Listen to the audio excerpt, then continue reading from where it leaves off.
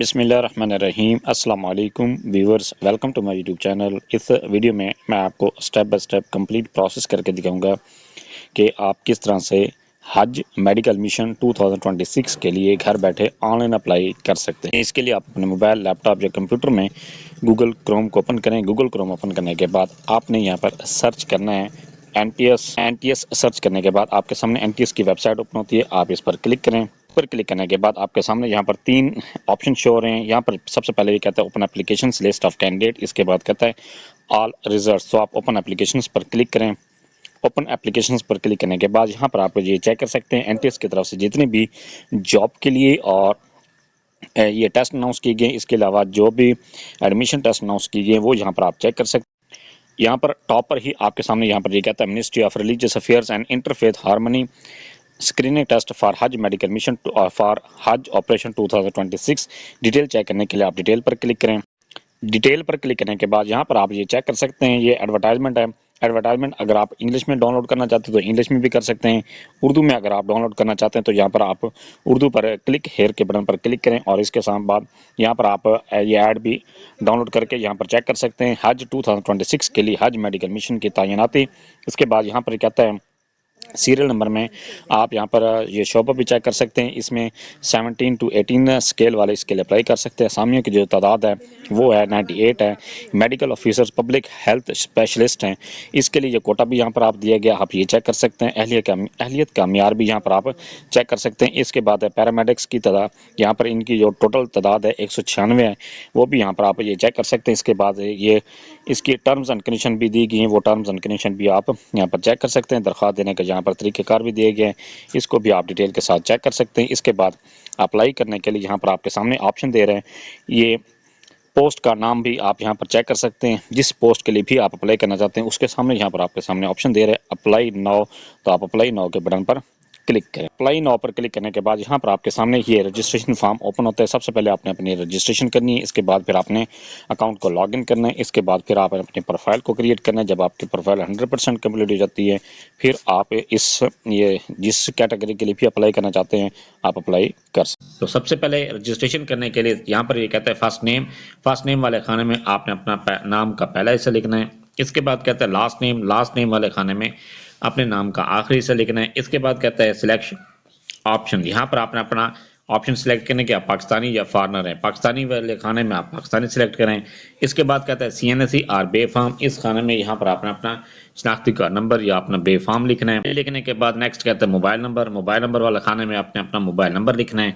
जैसे आप mobile number लिखेंगे आपको मोबाइल नंबर पर OTP मौसूल होता है, आपने वो OTP यहाँ पर लिखना है। इसके बाद ईमेल वाले खाने में आपने अपनी जीमेल लिखनी है। जीमेल जैसे आप लिखेंगे आपको जीमेल पर भी OTP मौसूल होता है, वो भी यहाँ पर आपने लिखना है। ये लिखने के बाद इसके बाद कहता है पासवर्ड, यहाँ पर आपने अपने स्ट्रॉन्ग सा पासवर्ड क्रिएट करना है। उसी पासवर्ड को कंफर्म पासवर्ड वाले खाने में लिख दें। ये लिखने के बाद I agree to the terms and condition, आप इस चेक बॉक्स पर क्लिक करें और साइन अप पर क्लिक कर अपनी रजिस्ट्रेशन करने के बाद नेक्स्ट जैसे आप रजिस्ट्रेशन आपकी कंप्लीट हो जाती है आप लॉगिन पर क्लिक करें। लॉगिन पर क्लिक करने के बाद यहाँ पर ये कहता है लॉगिन ID, यहाँ पर आपने अपना शनाख्ती कार्ड नंबर लिखना है। इसके बाद पासवर्ड लिखाने में आपने पासवर्ड लिखना है और इसके बाद लॉगिन पर क्लिक कर जैसे ही आप लॉगिन पर क्लिक करते हैं आपके सामने इस तरह का इंटरफेस ओपन होता है। यहाँ पर आप चेक कर सकते हैं कि अभी तक आपने कोई भी एप्लीकेशन सबमिट नहीं की और यहाँ पर एप्लीकेशन भी 0 है, रिजेक्टेड एप्लीकेशन भी 0 है और फीस का प्रोसेस भी यहाँ पर 0 है, फीस पे का प्रोसेस भी यहाँ पर 0 है। तो आपने इसमें सबसे पहले अपनी प्रोफाइल को क्रिएट करना है। प्रोफाइल क्रिएट करने के बाद फिर आप इसके लिए अप्लाई अपनी प्रोफाइल बनाने के लिए सबसे पहले आपने यहाँ पर 3 लाइन्स पर क्लिक करना है।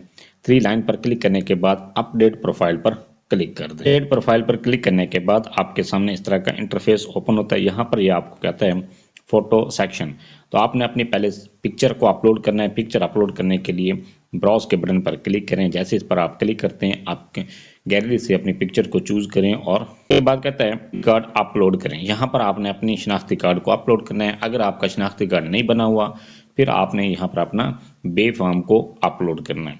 ये अपलोड करने के लिए जिस तरह से आपने अपना शनाख्ती कार्ड अपनी तस्वीर को अपलोड किया इसी तरह से अपने शनाख्ती कार्ड को भी सेम इसी तरह से आपने अपलोड करना है। ये अपलोड करने के बाद आप नीचे की तरफ इसको स्क्रॉल करें। स्क्रॉल करने पर ये आपको कहता है सबसे पहले यहाँ पर आपने अपना नाम लिखना है। नाम लिखने के लिए फर्स्ट नेम वाले जगह पर अपने नाम का पहला हिस्सा लिखना है। इसके बाद कहते हैं लास्ट नेम वाले जगह पर आपने नाम का आखिरी हिस्सा लिखना है। ये लिखने के बाद नेक्स्ट है CNSE और पासपोर्ट नंबर। यहाँ पर आप अपना शनाख्ती कार्ड नंबर चेक कर लें। ये चेक करने के बाद नेक्स्ट कहते हैं फादर नेम। यहाँ पर आपने अपने वालिद का नाम लिखना है। वालिद का नाम लिखने के बाद नेक्स्ट है ईमेल वाले खाने में आप अपने जीमेल को चेक करें।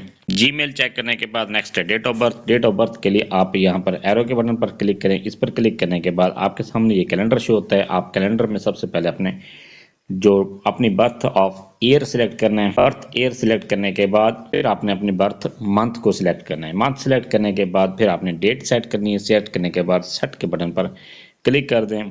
ये जैसे आप इस पर क्लिक करते हैं ये कहते हैं date of birth successfully update है। मुस्तकिल पता, यहाँ पर आपने अपना मुस्तकिल पता लिखना है, अपना परमानेंट एड्रेस लिखना है। इस खाने में जो आपके शनाख्ती कार्ड पर लिखा गया है वो आपने परमानेंट एड्रेस यहाँ पर लिखें।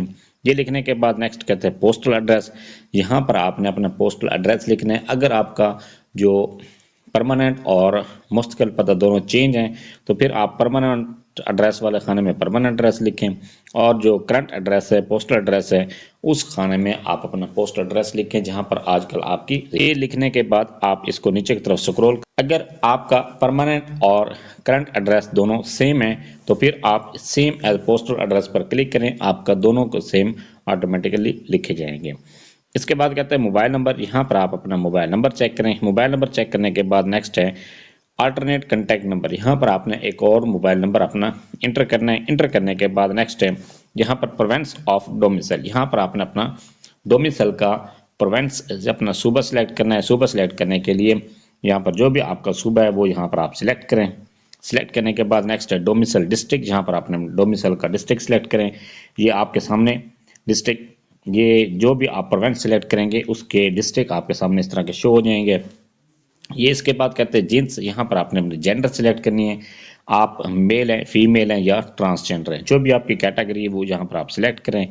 इसके बाद कहते हैं ब्लड ग्रुप। यहाँ पर आपने अपना ब्लड ग्रुप सिलेक्ट करना है। जो भी आपका ब्लड ग्रुप है वो आप यहाँ पर सिलेक्ट करें। ये सिलेक्ट करने के बाद अपना ब्लड ग्रुप सिलेक्ट करने के बाद नेक्स्ट ये कहता है रिलीजन। यहाँ पर आपने अपना रिलीजन सिलेक्ट करना है कि आपका रिलीजन कौन सा है। आप मुस्लिम है तो फिर इस्लाम सेलेक्ट करें, नॉन मुस्लिम है तो जो इसके अलावा आपका जो रिलीजन है वो यहाँ पर आप सिलेक्ट करें। इसके बाद कहते हैं मार्शल स्टेटस। अपनी मार्शल स्टेटस यहाँ पर आपने सिलेक्ट करना है कि आप शादीशुदा हैं, गैर शादीशुदा हैं, जो भी आपकी कैटेगरी है, आप मैरिड हैं, सिंगल हैं, डाइवोर्स्ड हैं, विडो हैं, जो भी आपकी कैटेगरी है वो यहाँ पर आप सिलेक्ट करें। ये सिलेक्ट करने के बाद नेक्स्ट कहते हैं करंट ऑक्यूपेशन, आपका मौजूदा पेशा कौन सा है। ये जी आपका मौजूदा पेशा है, गवर्नमेंट सर्वेंट हैं, एक्स सर्विसमैन हैं, प्राइवेट जॉब होल्डर हैं, या अगर आप स्टूडेंट हैं तो फिर यहाँ पर एन पर क्लिक करें। इसके बाद आप इसको नीचे की तरफ स्क्रॉल करें। स्क्रॉल करने पर यहाँ पर ये कहता है कि डिसेबिलिटी सर्टिफिकेट, क्या आप डिसेबल हैं, माजूर हैं। अगर आप माजूर हैं, डिसेबल हैं तो फिर यहाँ पर यस पर क्लिक कर दें, और अगर आप माजूर नहीं हैं तो फिर आप नो पर क्लिक करें। नो पर क्लिक करने के बाद आपके सामने कोई भी सर्टिफिकेट नहीं मांगेगा।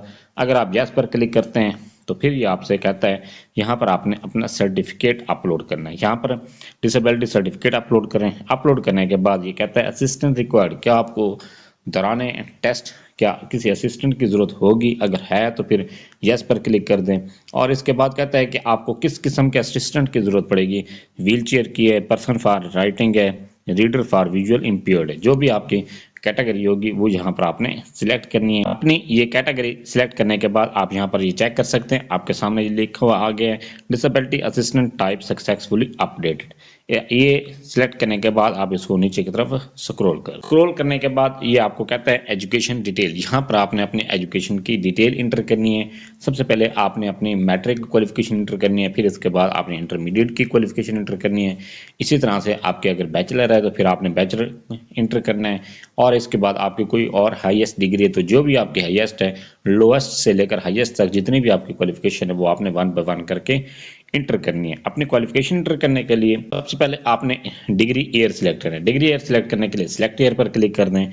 आपका डिग्री का ईयर कौन सा है। अगर आप मैट्रिक इंटर कर रहे हैं तो फिर 10 ईयर पर इंटर कर दें, क्लिक कर दें। इसके बाद अगर आप इंटरमीडिएट या आप डिप्लोमा इंटर कर रहे हैं तो फिर आप 12 ईयर पर सिलेक्ट करें। अगर आप BSc इंटर कर रहे हैं या तो यहाँ पर 14 ईयर सिलेक्ट कर दें। अगर आप BS या MSc सिलेक्ट कर रहे हैं तो फिर इसे 16 ईयर सिलेक्ट करें। इसके बाद अगर आप एमफिल इंटर कर रहे हैं तो फिर 18 ईयर सिलेक्ट करें। अगर आप पीएचडी इंटर कर रहे हैं तो फिर आप 21 ईयर सिलेक्ट करें। जो भी आप सिलेक्ट करना चाहते हैं वो इंटर कर रहे हैं वो यहाँ पर आप सिलेक्ट करें। इसके बाद कहते हैं डिग्री नेम, यहाँ पर आपने डिग्री का नाम सिलेक्ट करें कि जो आप ईयर सिलेक्ट करेंगे फिर उसी के मुताबिक ही आपकी डिग्री शो होगी। यहाँ पर आपकी मैट्रिक है, शहादतुल आमा है, ओ लेवल है, मैट्रिकुलेशन है, जो भी आपकी कैटेगरी वो यहाँ पर आप सिलेक्ट करें। इसके बाद यहाँ पर मेजर सब्जेक्ट आपने सिलेक्ट करने हैं। मेजर सब्जेक्ट आपने जो भी आपके मेजर सब्जेक्ट हैं वो यहाँ पर आप लिख के भी सिलेक्ट कर सकते हैं। इस तरह से आपने अपने मेजर सब्जेक्ट सिलेक्ट करने हैं। सब्जेक्ट सिलेक्ट करने के बाद आप यहाँ पर ये चेक कर सकते हैं कि सिलेक्टेड सब्जेक्ट आपके सामने शो हो रहे हैं। इसी तरह से आपने अपने बाकी सब्जेक्ट भी सिलेक्ट करने हैं। इसके बाद कहते हैं पासिंग ईयर, यहाँ पर आपने अपना पासिंग ईयर सिलेक्ट करना है कि आपने किस ईयर में अपनी जो डिग्री आप इंटर कर रहे हैं वो आपने कब पास की है, और उसकी डेट, रिजल्ट डेट यहाँ पर सिलेक्ट करनी है। ये सिलेक्ट करने के बाद नेक्स्ट कहते हैं कि आपके मार्क्स की टाइप कौन सी है। आपने सीजीपी इंटर करना चाहते हैं, सीपी, या मार्क्स इंटर करना चाहते हैं, परसेंटेज इंटर करना चाहते हैं। जो भी आप एंटर करना चाहते हैं वो यहाँ पर आप सिलेक्ट करें।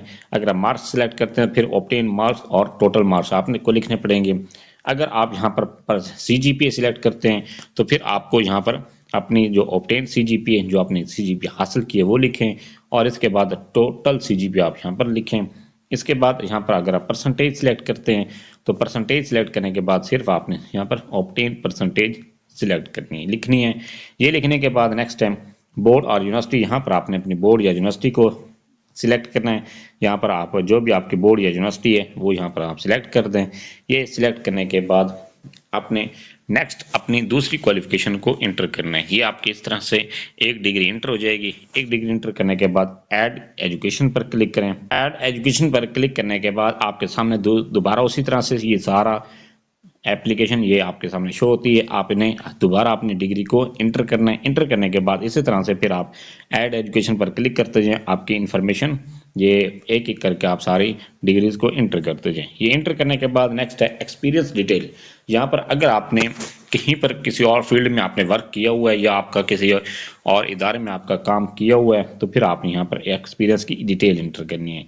डिटेल इंटर करने के लिए सबसे पहले ये कहते हैं मुलाजमत की टाइप आपने सिलेक्ट करनी है कि आपने मुलाजमत कौन सी की है। आपने गवर्नमेंट जॉब होल्डर थे, आप प्राइवेट की है, या आपने सेमी गवर्नमेंट जॉब की है। जो भी आपकी कैटेगरी थी वो यहाँ पर आप सिलेक्ट करें। इसके बाद कहता है ऑर्गेनाइजेशन, इदारा।